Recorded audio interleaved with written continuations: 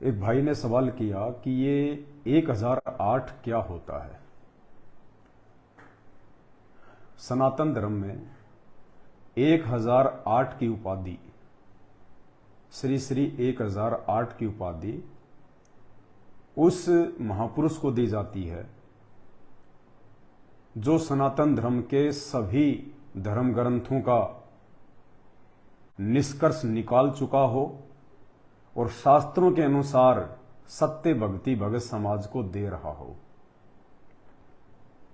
यानी चारों वेद, गीता जी, 18 पुराण और जितने भी संत महंत महात्मा हुए हैं आज से पहले, और उन्होंने जितने भी अपने भक्ति अनुभव के ग्रंथ और शास्त्र लिखे हैं, जो परम संत सनातन धर्म के मुख्य शास्त्रों के साथ साथ उन ऋषि मुनियों के पर्सनल भक्ति अनुभव आधार से लिखे गए शास्त्रों को भी जो भगत समाज को बता दे, पढ़ा दे, उनका वास्तविक अर्थ बता दे, सनातन धर्म में ऐसे महापुरुष को 1008 की उपाधि दी जाती है।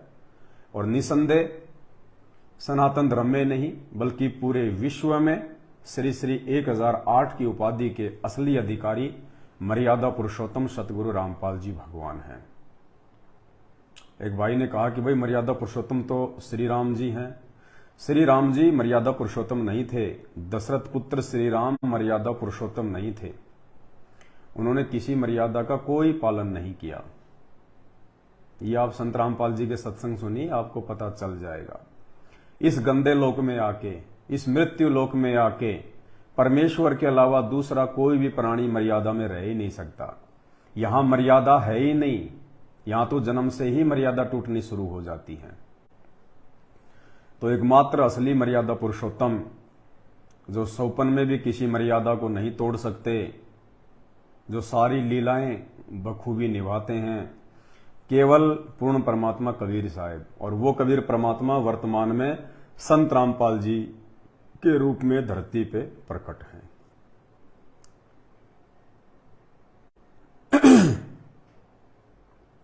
श्री रामचंद्र जी दशरथ पुत्र ने केवल लड़ाई झगड़े किए, मारपीट करी और कुछ नहीं किया इससे ज्यादा।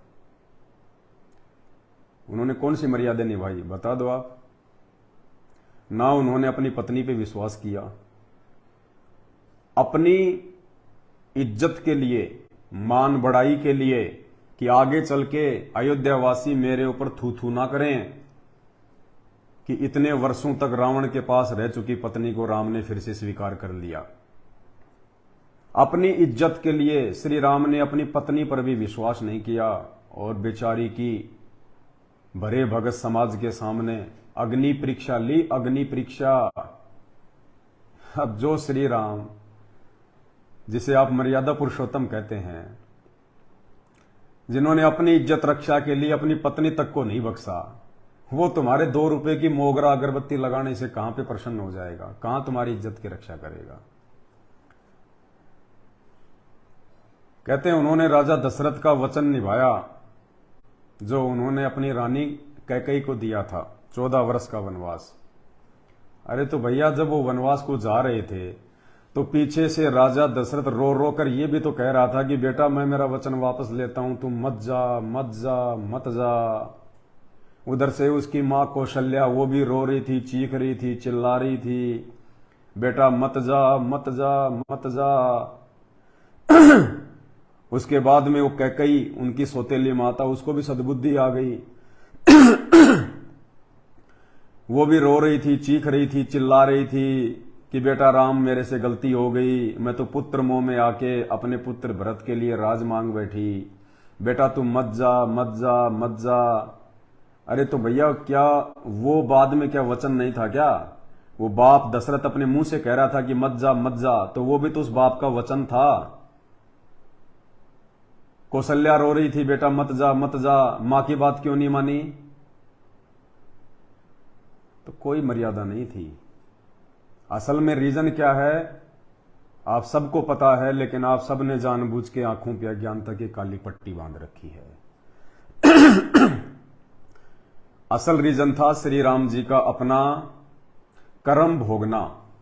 क्योंकि ये जितने भी अवतार हैं और ब्रह्मा विष्णु महेश, ये सब जीव हैं। आप और हमारी तरह एक सामान्य प्राणी है, सामान्य इंसान है, आत्मा है। ये परमात्मा नहीं है, ये सब परमात्मा की आत्माएं हैं। ये तो खाली उन पदवियों पे बैठी हुई है। जैसे एक आदमी है वो गरीब है, एक आदमी देश का राष्ट्रपति है। अब दोनों आदमियों में कितना अंतर हो गया। गरीब की तो कोई बात भी नहीं मानता, राष्ट्रपति के आगे बड़े बड़े आईएएस अधिकारी सैल्यूट मारते हैं दोनों इंसान ही। तो ऐसे ही ब्रह्मा विष्णु महेश भी इंसान हैं, व्यक्ति हैं, जीव संज्ञा में है, आत्मा है। आप और हम भी जीव हैं, इंसान हैं, व्यक्ति हैं, आम संज्ञा में है। लेकिन हमारे पास वर्तमान में पूर्व जन्म की भक्ति कमाई इतनी नहीं है, और उनके पास में उनकी पूर्व जन्म की भक्ति कमाई थी। ये भक्ति कमाई हमारे पास में भी रह चुकी है, बहुत बार रह चुकी है। असंख्य बार आप और हम, जितने भी प्राणी आप देख रहे हो संसार में, जितने भी 8.5 अरब की जनसंख्या है उसको तो छोड़िए, जितने भी पशु पक्षी, चींटी, मक्खी, मच्छर, ये सब ब्रह्मा विष्णु महेश रह चुके हैं। ये सब बड़े बड़े राष्ट्रपति, प्रधानमंत्री, राजा रह चुके हैं। ये सभी के सभी लोग देव उपाधि प्राप्त कर चुके हैं।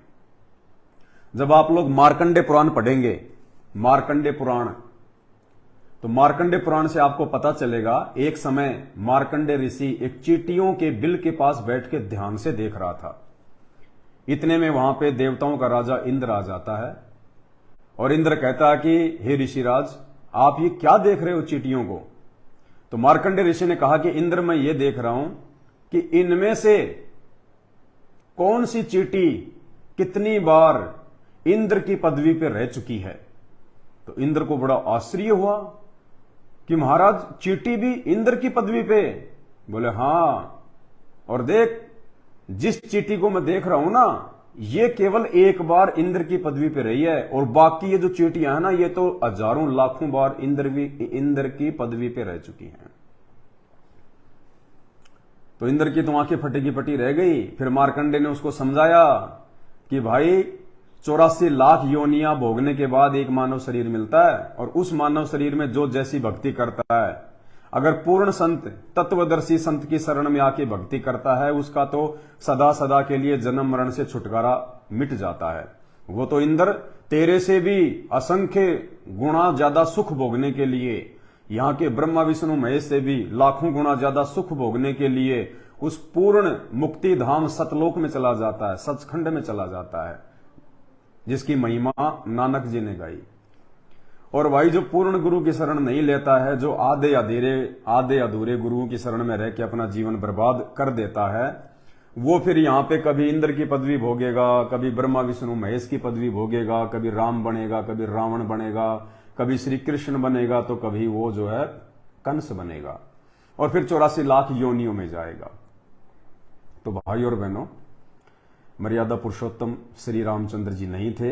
ये आप हिंदू भाई बहनों की बहुत बड़ी गलतफहमी है, और ये गलतफहमी आप लोगों की उस समय तक दूर नहीं होगी जब तक आप असली मर्यादा पुरुषोत्तम परम पूज्य सतगुरु रामपाल जी भगवान के अमृत वचन सत्संग सुनना शुरू नहीं करेंगे। बिल्कुल सत्य है ये। आप लोगों को तो ये भी नहीं पता कि रावण का वध किसने किया था, कुछ नहीं पता आप लोगों को। राम ने मारा, कुछ नहीं पता। रावण को मारने की औकात दशरथ पुत्र श्री रामचंद्र में नहीं थी। ये तुम्हारे नकली धर्मगुरु सारे के सारे भूल में बैठे हैं। रावण को मारने की औकात श्री रामचंद्र जी में नहीं थी। मारता हुआ दिखाई जरूर रामचंद्र दे रहा था, लेकिन असल में मारा किसको था? मारा किसने था? कबीर परमात्मा ने। रावण को तो 6 महीने हो गए थे, 6 महीने, जब विभीषण ने उसको बता दिया था कि इसकी नाभि में अमृत कुंड है, और जब तक आप इसकी नाभि को निशाना नहीं बनाओगे ये नहीं मर सकता। तो विभीषण के ये बात बताने के बावजूद 6 महीने तक श्री रामचंद्र जी निशाना लगाता रहा रावण की नाभि पे, वो निशाना नहीं लगा पाया।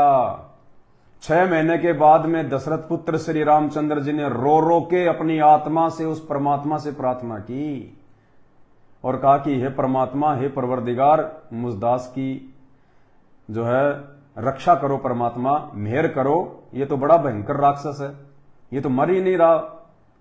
रामचंद्र जी ने रो रो के साइड में जाके आंसू बहा बहा के परमपिता परमात्मा से प्रार्थना की अब रामचंद्र जी को ये नहीं पता कि कौन परमपिता परमात्मा है, भगवान कौन है।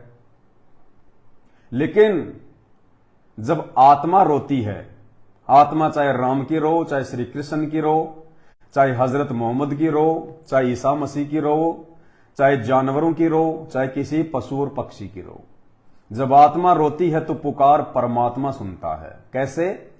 जैसे महाभारत का युद्ध हो रहा था, दोनों तरफ सेनाएं आमने सामने, और उस समय उस क्षेत्र में एक टटेरी नामक पक्षी ने अपने अंडे दे रखे थे, और जब उसने देखा कि यहां तो भाई भयंकर युद्ध होने वाला है, दोनों तरफ सेनाएं खड़ी हैं, मेरे बच्चे तो मारे जाएंगे, मेरे अंडे तो फूट जाएंगे, तो ये तो आप सबको पता है। उस टटेरी पक्षी ने अपनी अंतरात्मा से पुकार करी थी कि हे परमपिता परमात्मा, हे सारी सृष्टि के रचनहार, हे मालिक। वो तो नाम भी नहीं जानती थी कौन है परमात्मा, क्या नाम है उस परमात्मा का, लेकिन आत्मा ने पुकार करी। जब आत्मा पुकारती है, जब आत्मा रोती है, तब वो परमात्मा जिसने सभी आत्माओं को जन्म दिया है, वो कबीर परमात्मा जो आज साक्षात संत रामपाल जी के रूप में धरती पे प्रकट है, उस कबीर परमात्मा संत रामपाल जी ने उस टटेरी पक्षी की पुकार सुनी, और फिर इंद्र के हाथी का घंटा तोड़ के, इंद्र का हाथी है ना ऐरावत, उसके गले में जो घंटी लटकी रहती है, पता है उसका कितना वजन है? 88,000 मण। एक मण में 40 किलो होते हैं। 88,000 मण की वो घंटी इंद्र की टूटी और टटेरी पक्षी के अंडों पे आके उसको ढक लिया। पूरा महाभारत का युद्ध हो गया। युद्ध होने के बाद में लोगों की नजर पड़ी उस घंटे पे कि यार ये क्या है। तब लोगों ने मिलके उसको उल्टा तो देखा उसके नीचे तो टटेरी पक्षी और उसके अंडे बिल्कुल शांति से बैठे हैं। तो इसी प्रकार परमात्मा आत्मा की पुकार सुनता है, और परमात्मा केवल एक है पूरे विश्व में, पूरी सृष्टि में। परमात्मा दो चार नहीं होते, बाकी सब उनकी आत्मा है, चाहे हिंदू हो, मुसलमान हो, सिख हो, ईसाई हो, राम हो, कृष्ण हो, ईसा मसीह हो, परशुराम हो, कोई भी हो, चाहे हजरत मोहम्मद हो, कोई भी हो, जितने भी पीर पैगंबर कुतुब ओलिया सुर नर मुनि जन ज्ञानी जितने भी हैं, सब ये आत्माएं हैं। ये अपनी अपनी भक्ति से थोड़े समय के लिए हमारे को भगवान जैसे दिखाई देने लग जाते हैं, बस इतना ही है। बाकी सब जीव हैं, इनकी कोई औकात नहीं है। जैसे एक व्यक्ति मुख्यमंत्री बन जाता है लोगों से वोट लेके, और 5 साल बाद जब वो हार जाता है तो शादी में खाना खाने के लिए 2 आदमियों के साथ में मैरिज गार्डन में घूमता हुआ नजर आएगा आपको, जिसके पीछे पहले पुलिस फोर्स और कमांडो रहा करते थे। जब वो मुख्यमंत्री की पदवी पे नहीं रहता है तो मैरिज गार्डन में 2-4 आदमियों के साथ में वहां पे वो समोसे कचौरी खाता हुआ दिखाई देगा। उस समय कोई उसके आगे हाथ नहीं जोड़ता। तो इसी प्रकार भाई और बहनों, जो प्राणी मानव शरीर में जैसी भक्ति करता है, मरने के बाद उस आधार से उसको ये पदवियां मिल जाती हैं। ब्रह्मा विष्णु महेश की, देवी देवताओं की ये पदवी है, ये पद हैं, ये स्थायी नहीं है। आत्माएं चेंज होती रहती है।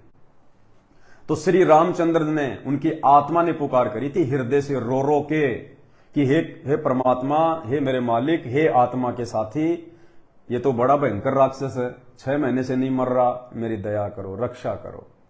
तब वो कबीर परमात्मा सतगुरु रामपाल जी भगवान ने, जो आज धरती पे प्रकट हैं, उस कबीर परमात्मा ने राम रूप बना के, और रामचंद्र जी को तो कहीं साइड में सैनिकों में खड़ा कर दिया, अदृश्य कर दिया। राम तो दिखाई भी नहीं दे रहा था, और राम रूप बना के, दशरथ पुत्र श्री राम का रूप बना के, उस आदि राम ने, राम राम सब जगत बखाने, आदि राम कोई बिरला जाने। अरे राम का जन्म तो सतयुग में हुआ था, राम से पहले भी तो इंसान थे त्रेता युग में। सतयुग में तो राम को कोई जानता ही नहीं था, क्योंकि राम का जन्म तो सतयुग के बाद में हुआ है। तो सतयुग के प्राणी कौन से राम की भक्ति करते थे? रामचंद्र जी का दादा परदादा तो जानते ही नहीं थे राम कौन है, उनका तो जन्म ही नहीं हुआ था उस समय। तो मेरे भाई और बहनों, पहचानो आदि राम को। तब उस कबीर परमात्मा ने श्री राम का रूप बना के और रावण की नाभि में एक ही बार में ठोक दिया था तीर। परम पूज्य सतगुरु रामपाल जी भगवान के मुख कमल से सुन लो।